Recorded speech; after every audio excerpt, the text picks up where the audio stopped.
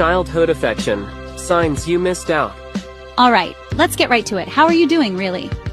Sometimes we go through life thinking everything is fine, but there's a nagging feeling, something just under the surface that we can't quite put our finger on. Today, we're talking about the subtle but sad signs you may not have received enough affection growing up. This isn't about blaming your parents or living in the past. This is about understanding your present.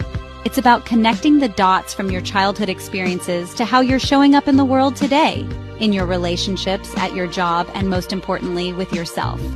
Now, I know this can be a tough topic.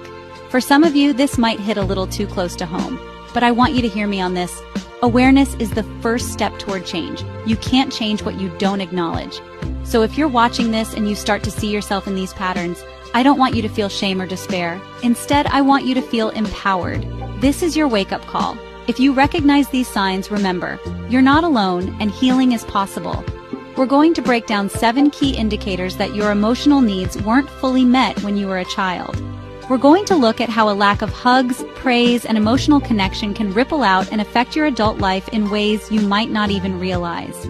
This isn't about pointing fingers. It's about finding answers, and more importantly, finding solutions. So, stick with me, because it's time to get real about what's holding you back, so you can start living the life you deserve. Let's begin. Let's talk about trust. It's the foundation of any healthy relationship, isn't it? But what happens when that foundation was never properly laid? If you grew up in a home where affection was scarce, where you couldn't count on a hug when you were sad or praise when you did something well, you learn a hard lesson very early on. People aren't reliable.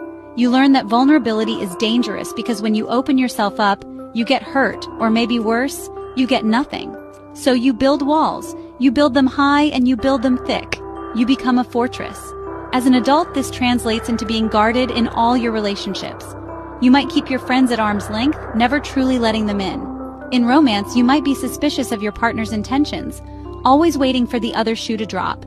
You might think, if my own family couldn't show me consistent love, why would a stranger? This isn't you being difficult or cold. It's a survival mechanism you learned as a child. You learned to protect yourself by not needing anyone. But the price you pay for that protection is a life where genuine connection always feels just out of reach. It's a lonely way to live, and it's time to question if those walls are still serving you. Now let's look in the mirror. What do you see? When a child is held, praised, and shown they are cherished, they internalize a powerful message. I am valuable. I am worthy of love. That affection acts like a mirror, reflecting their inherent worth back at them. But when that mirror